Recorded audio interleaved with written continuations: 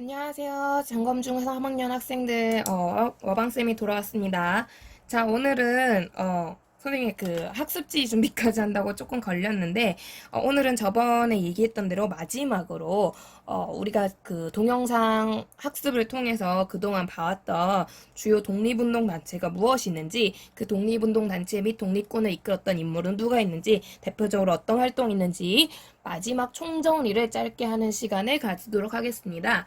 지금 보고 있는 이 학습지 같은 경우는 선생님이 이미 학교 홈페이지에 등재를 해놓았습니다. 여러분 그 학습 자료실 우리 맨날 기말고사나 중간고사 요약집 올려놓는 거기에다 선생님이 올려놨으니까 혹시 출력해서 보고 싶은 친구들은 확인을 해보시면 되겠습니다.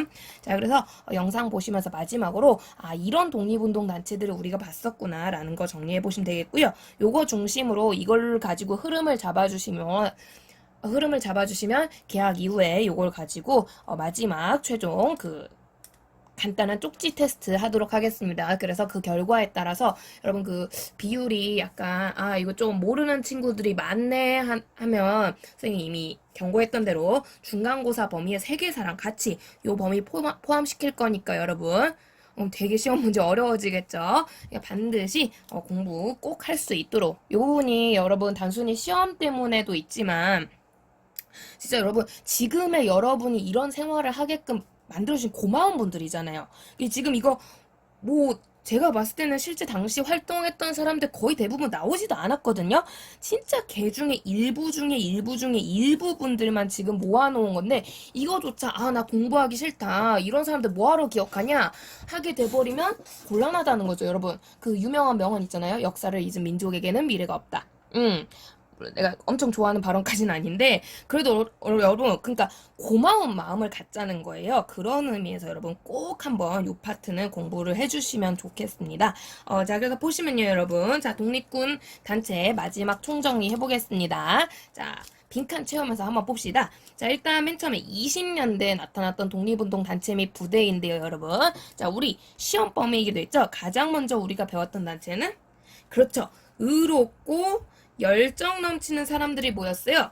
의열단이란 조직이고요. 자, 이 의열단 조직을 만들었던 대표적인 분은 약산 김원봉 선생님이셨죠. 자, 김원봉 의사가 중심이 되어서 식민통치기관 붕괴 및 주요 인물 암살 등의 아주 직접적이고 폭력적인 방식의 항일 투쟁 단체라고 했습니다. 문제는 이게 굉장히 개인적인 활동이었기 때문에 실제 독립을 이루는데 어느 정도 한계가 있었다라는 거고요. 김원봉 선생님이 그 한계를 느끼면서부터 나중에는 조직적인 무장투쟁, 쉽게 말해 전쟁의 방식으로 독립 전쟁의 방식으로 활동을 변화하게 되면서 30년대 뒤에서 나올 조선 의용대로 연결이 되게 됩니다. 자 그래서 맨 처음엔 의열단이 등장했고요. 이 의열단에 김원봉과 함께 활약했던 대표적인 분들 박재혁, 김익상, 김상욱, 김지석 그리고 여러분 시험용으로 가장 많이 등장하는 분 나석주 선생님이 계셨죠. 자 그래서 이런 분들이 당시 대표적으로 의열단 소속으로 활동을 했다라는 거 같이 봐주시면 좋겠습니다. 교과서에 나온 것만 했어요, 여러분. 같이 봐주시면 좋겠고요.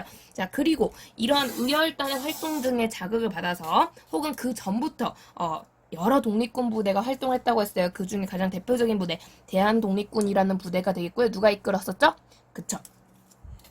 나중에 자유시참변으로 희생됐던 대표인물 홍범도 장군이 활약을 했던 부대가 대한독립군이란 부대가 되겠는데요. 특히 홍범도 대한독립군은 우리 국의 독립군 부대 대표적인 첫 승리, 이번에 영화 개봉했던 봉오동 전투를 승리로 이끌었던 대표적인 핵심 독립군 세력입니다. 자, 그리고 이 홍범도 다음으로 등장했던 김좌진 장군이 이끌었던 부대는 그쵸, 북로 군정서 군대가 되겠고요. 그냥 북로 군정서나 혹은 그 끝에 군자를 넣어서 북로 군정서 군이라고 부릅니다. 그래서 이 북로 군정서군 무슨 전투를 이끌었었죠? 대표적으로 그쵸.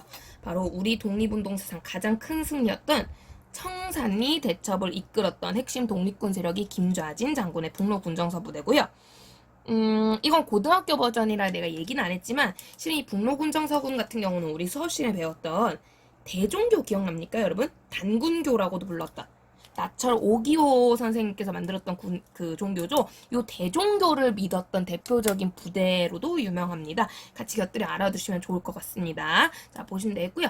자, 그런데 이 독립군 부대 너무 활약을 잘하다 보니까 간도참변이란 큰 사건이 발생했어요. 일제가 보복을 했다는 거죠. 이 간도참변 이후 러시아 자유시로 우리 독립군 부대가 이동을 했고요. 이때 만들어진 연합부대가 서일의 대한독립군단이다 라는 내용을 봤었습니다. 자, 그런데 안타깝게도 이 자유시로 이동한 후 독립군 부대는 자유시 참변이라는 끔찍한 일을 당하게 되고요. 이 사건 이후 여러 가지 이유 때문에 많이 활동이 위축됐던 독립군 부대가 다시 연합을 하기 시작했어요. 그게 3부라는 기관이었고요. 이 3부는 정의부, 참의부, 신민부라는 세 개의 부로 구성됐다고 했었죠. 자, 근데 이 세 개의 부서가 세 개나 있다 보니까 좀 아쉽습니다. 다시 뭉쳐보자 얘기가 나오게 되고요. 그 결과 북만주 지역에서 통합된 단체예요. 혁신의회라는 단체가 만들어지고요. 이 단체를 이끌었던 사람이 지청천 혹은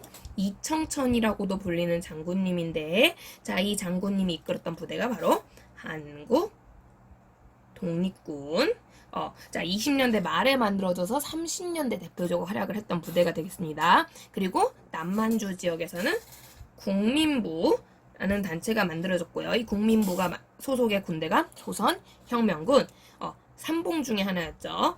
양세봉이란 분이 진두 지휘했던 군대가 되겠습니다. 이 두 군대의 공통점이라고 하면 역시 자유시 참변 이후 약간 사회주의 세력이 주춤할 때예요. 민족주의가 중심이 되었던 독립군 부대다라는 거고요. 자, 이들 20년대 말에 만들어져서 30년대 활동했다. 교과서 75쪽 지도를 꼭 봐라라고 얘기를 했었습니다. 자, 그 결과 1930년대 전반에 이들이 활약을 하게 되는데요. 자, 이들이 이런 군대 활약하지만 오래가지 못해요. 무슨 사건 때문에?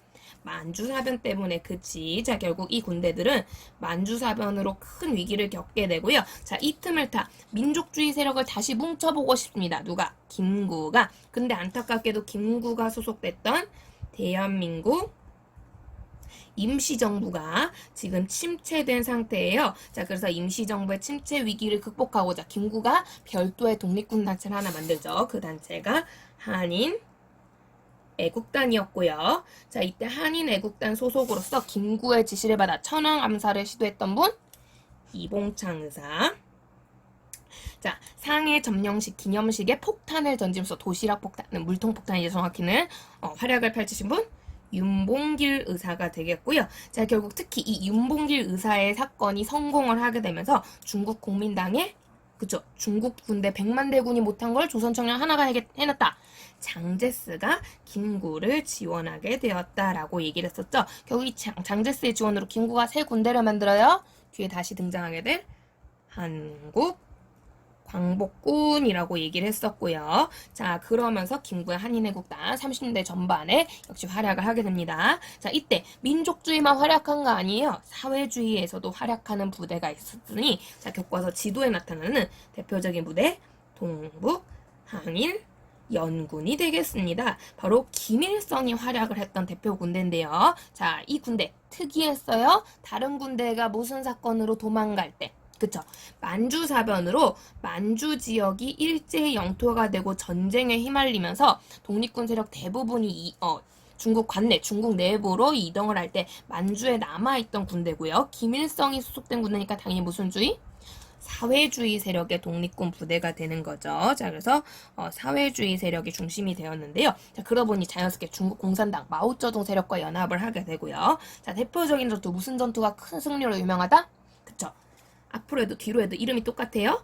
보천보 전투가 유명하다라는 얘기를 했었고요. 자, 이게 30년대 전반의 대표적인 모습입니다. 그렇지만 결국에 이 30년대 전반 이런 활동을 했지만 만주사변으로 오래가지 못하여 대부분이 중국 관내로 이동하게 되고요. 결국 30년대 후반, 40년대에는 주로 중국 내부, 충칭, 사천, 상해 등등 내부에서 보통 활동을 하게 되는데요. 자, 그 대표적인 첫 부대가 조선민족전선연맹 소속의 조선의용대라는 부대가 되겠습니다. 누가 만들었죠? 그쵸. 의열단으로 한계를 느꼈던 김원봉이 만든 김원봉 선생님께서 만들었던 부대가 조선 의용대가 되겠고요. 중국 관내에 흩어진 독립군 세력을 모두 연합을 시도했으나 김원봉의 출신 세력 특성상 무슨주의 중심으로? 그쵸. 사회주의 중심으로 만들어진 부대입니다. 하지만 사회주의 세력의 군대임에도 불구하고 마오쩌둥이 아닌 장제스의 지원을 받았다는 특징이 있었고요. 자, 그렇기 때문에 활동이 좀 적극적이지 어려웠어요. 왜냐면 그 김원봉은 사회주의자인데 장제스는 사회주의가 아니었기 때문에 약간 세력이 불일치하면서 좀 의사소통이나 여러 가지 면에서 한계가 있었겠죠. 자, 결국에는 이런 활동이 적극적이지 못하다 뒤에서 후방부대 지원 역할만 한다. 이런 거에 이제 불만을 가진 의용대 세력 일부가 조선의용군으로 이동하는 모습을 보이게 되고요. 그와 나머지 김원봉 세력은 한국광복군으로 또 이동하는 모습이 나타났다. 이렇게 되는 거고요. 바로 이 조선의용군이 만들어졌던 조선의용군이 있었던 부대가 조선독립동맹이 되겠습니다. 그래서 조선독립동맹 소속의 군대가 조선의용군이 되겠고요. 자, 결국 이 조선의용군 같은 경우는 조선의용대가 김원봉이 만들었으니까 여기는 원봉이 아닌 두봉이라고 했었죠.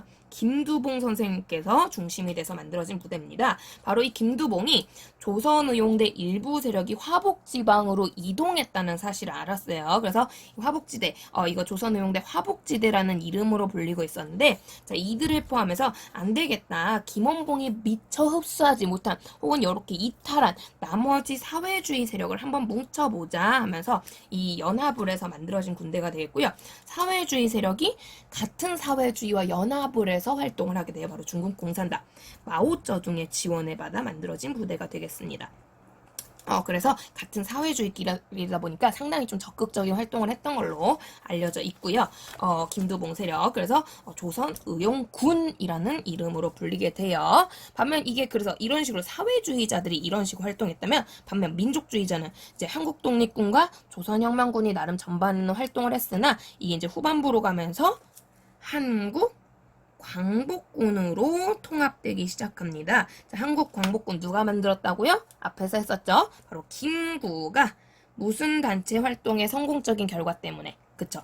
한인애국단의 성공적인 결과 덕분에 임정의 이름을 다시 한번 크게 알리게 되면서 특히 중국 국민당의 장제스의 지원을 받으면서 활동할 수 있었던 부대가 되겠고요. 참고로 이게 확실히 한국 독립군과 조선혁명군이 이제 한국 광복군과 합치를 했구나라는 게 느껴지는 게, 초창기 이 한국 광복군을 이끌었던 지휘관이 지청천이란 장군이에요. 지청천 어디서 나왔어요?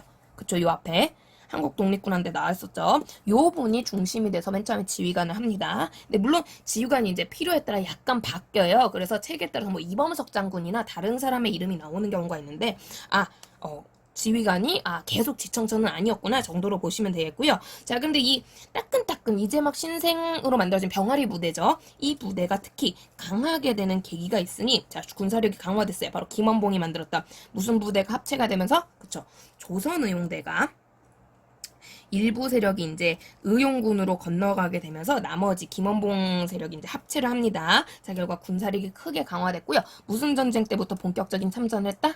그쵸. 마지막 전쟁, 태평양 전쟁입니다. 연도를 빼먹고 안 적었네요. 1941년이죠. 그래서 태평양 전쟁 때부터 일제 선전포고를 하면서 본격적으로 참전하기 시작하고요. 중국, 영국 등등 이제 그 일제 적대 세력이었던 연합군 세력과 협력을 해가지고 여러 가지 이제 활동을 하게 되는데, 역시 그 수업 시간에도 얘기했지만 상당히 소극적인 활동이 대부분입니다. 자, 이 부분에 대해서 한계를 느꼈던 김구가 미국에게 제안을 하게 되고요. 결국 미국 전략정보국 OSS와 연계를 해서 국내 진공 작전을 시도하게 되는데, 안타깝게도 일제가 패망하게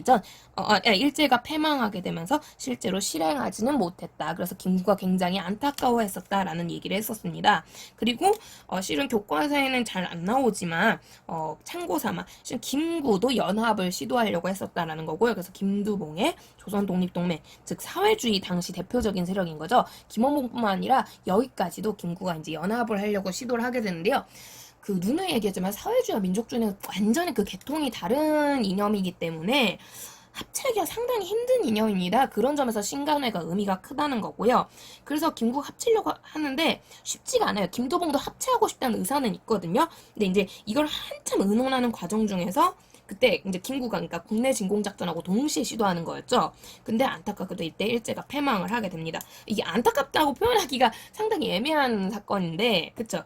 뭔가 좀 아쉽죠. 우리가 이제 완벽하게 뭔가를 이룬 다음에 일제가 패망을 했으면 훨씬 더 좀 독립 이후 상황이 우리 조선의 독립이 되게 안정적이고 우리가 원하는 바를 다 이룰 수 있는 독립이었을 텐데, 네, 조금 미흡한 상황에서 독립이 이루어지다 보니까 독립 자체는 굉장히 기쁘고 감격스러운 일이지만 좀 아쉬운 부분이 있습니다. 그 뭐 국내 진공작전 시도하려고 했던 독립군 부대들도 그렇고 그렇습니다만 어쨌든 그래서 요런 단체들이 활약을 하고 있었다라는 거고요. 그래서 여러분 흐름을 보시면 10년대는 확실히 단결의 느낌이 팍 나요. 3.1운동이 그렇잖아요. 근데 그 우리 국내에서도 그렇지만 20년대로 넘어가면 그 일단 민족주의와 사회주의라는 이념으로 갈라지기 때문에 독립운동 자체가 상당히 다양화될 수밖에 없어요. 그래서 독립군 부대가 상당히 다양했는데 그럼에도 어쨌든 국에는 무장독립투쟁이라는 공통점이 있어서 중간중간에 연합들도 막 일어나는 거예요. 근데 여러분 그 민족주의와 사회주의가 시간이 가면 갈수록 더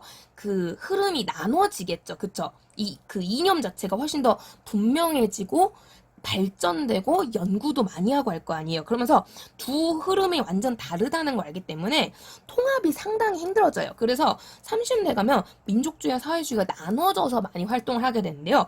그 와중에서도 이 시기 되면 이제 민족 말살 통치 시기가 된다는 거죠. 특히 30대 후반 40년대 가장 민족 말살 통치가 강력했던 시기예요. 위안부 문제도 나타나고 이건 아직 연구 중이긴 하지만 여러분 마루타라고 들어봤죠? 뭐 그런 문제도 나타나고요. 징용령, 징병 뭐 이런 문제들이 나타나던 시기다 보니까 이제 사회주의가 민족주의가 할 것 없이 빨리 연합을 해서 빨리 독립을 이루는 게 먼저다라고 우리 독립군들이 생각을 한 거예요. 그래서 사회주의와 민족주의가 굉장히 다른 이념이지만 어떻게든 합쳐가지고 일제에게 단호하게 저항을 해서 빨리 독립운동을 이뤄야겠다. 독립을 이뤄야겠다. 이런 생각 때문에 김원봉도 연합을 하려고 시도를 했는데 안타깝게도 실패를 한 거고요. 김구 역시도 연합을 시도하려고 합니다. 그러니까 민족주의건 사회주의건 할 것 없이 30년대 말쯤 가면은 다 뭉치려고 애를 써요. 근데 상당히 뭉치기가 힘들기 때문에 이제 왔다 갔다 하는 거죠. 그게 이제 우리 교과서에는 의용대, 의용군, 광복군 요 정도로 소개가 되는데요. 여러분 고등학교 가시면 이제 이 과정이 조금 더 구체적으로 들어가면서 좀 더 다양한 독립군 부대와 독립군 단체 등장할 거예요. 그러니까 이게 왔다 갔다 하거든요. 합쳐봤다가 실패해가지고 다시 돌아갔다가 다시 합쳤다가 이 과정에서 이제 많은 단체들이 등장해요. 그 흐름을 잘 아시려면 요 부분 확실하게 익혀서 가셔야 됩니다. 여기 이제 살을 더 붙이는 거니까 여러분. 그래서 요 독립운동 단체들, 독립운동가들 진짜 몇 명 안 나오신 거예요. 당시 활약했던 정말 많은 희생자분들을 생각하면 훨씬 더 이름이 많이 나와야 되는데 정말 개미 눈곱만큼밖에 안 나왔다고 보시면 돼요. 이 분들이라도 그나마 기억을 해주시면 좋겠다. 라는 거죠, 여러분. 그래서 시험용으로도 여러분 고교 진학 후 문제로도 중요하지만 여러분 감사하는 마음을 담아서 내가 평상시 역사 정말 싫어한다, 역사 정말 재능 없다라고 해도 최소한 이분들이 대략 어떤 활동을 했었구나 흐름 정도는 좀 잡아두도록 합시다. 그게 예의고 고마움인 거잖아요. 그쵸? 이거 기억 못하면 이분들 결국 잊혀지는 거예요, 여러분. 10년 뒤, 20년 뒤, 30, 40년, 100년 뒤, 500년 뒤 이분들 이름이 잊혀지면 얼마나 마음 아프겠어요. 그죠? 관련해서 여러분 암살 영화 마지막 장면 선생님 합쳐서 올려놓겠습니다. 보시면서 내가 이래서 그래도 역사 공부를 조금은 해야겠구나. 아예 모르면 안 되겠구나. 한번 기억해 주시면 좋겠어요. 자, 그러면 다음 시간부터는 저번에 얘기했듯이 한국 현대사 부분 간단하게 소개하는 강의 올리도록 하겠습니다. 그 내용 필요한 친구들 중심으로 들으시면 되겠는데 여러분 역시도 그 민주주의 우리가 지금 누리고 있는 이 민주주의를 이루기 위해서 희생하신 분들에 대한 여러 가지 이야기가 나와요. 그래서 그 부분 웬만하면 좀 봐주시면 좋을 것 같네요. 자, 그러면 고생 많으셨고 여러분 요거 간단하니까 20분 정도 되네요. 요 강의 보시고 쪽지 시험 한 번만 더 정리할 수 있도록 합니다. 화이팅!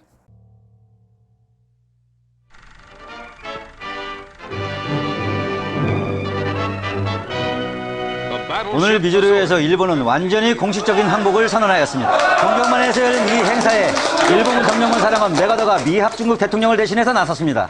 오늘은 1945년 9월 2일 일요일입니다. 일본의 시케미스 마모루 외무대신이 도착합니다. 저기.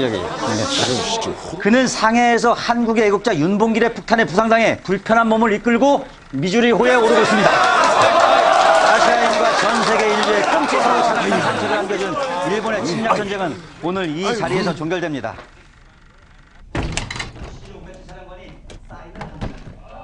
그 사람한테 준 마지막 돈인가? 10년이 넘었습니다. 총독부 정보랑 돈을 보내준 게 한번 만나보고 싶네요.